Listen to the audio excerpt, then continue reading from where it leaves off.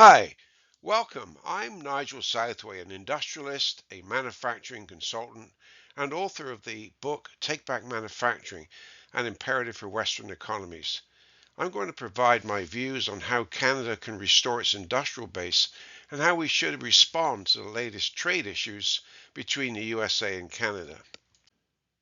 Let's talk about the trade relationship between USA and Canada. It's a huge mess. The leaders of the US and Canada are not even on the same planet.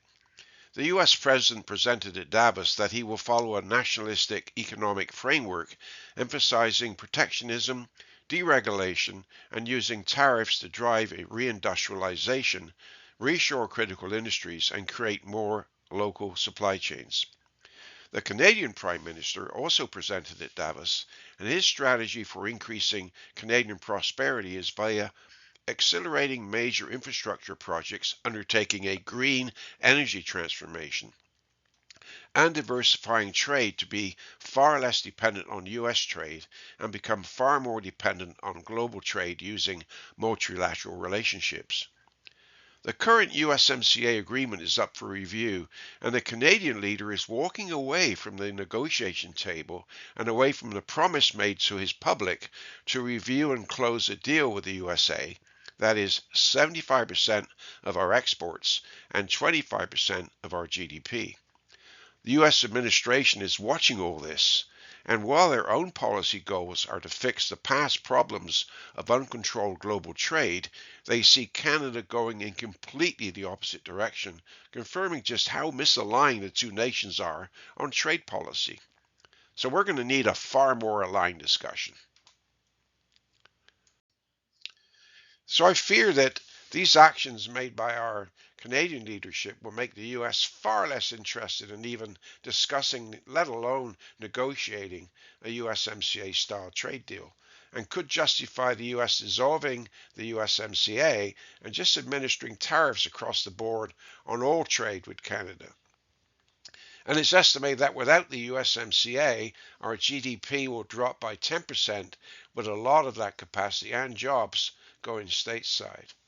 The current special tariffs already in effect on steel and aluminum will force the eradication of the auto tooling sector, and quickly after that, the whole auto sector in Canada. And this is a harsh example of what every business will experience without the USMCA.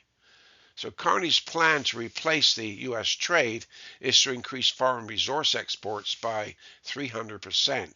But based on our track record, it's hard to believe we can provide the political will to avoid our massive bureaucracy and build the infrastructure anytime soon to scale up resource exports by 300%, even if such future foreign demand actually exists. And it's clear such resource-based export trade will attract the need to reciprocate by accepting even more high value-added imports from these global trade partners that will further disadvantage our national prosperity with further trade imbalance and job loss. Not a good plan.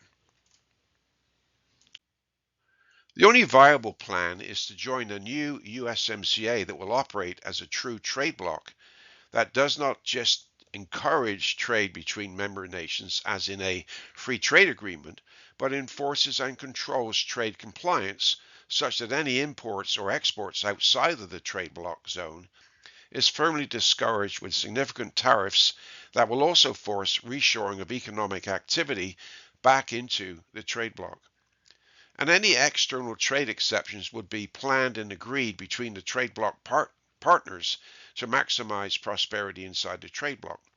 Now, we can also work at solving any concerns about Canadian sovereignty while partnering with the US to build the most powerful trade bloc on the planet.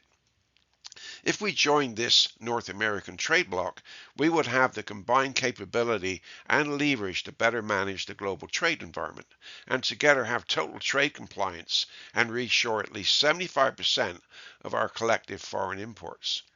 This would provide an extra $2 trillion that we could share in local value-adding economic activity inside our trade bloc.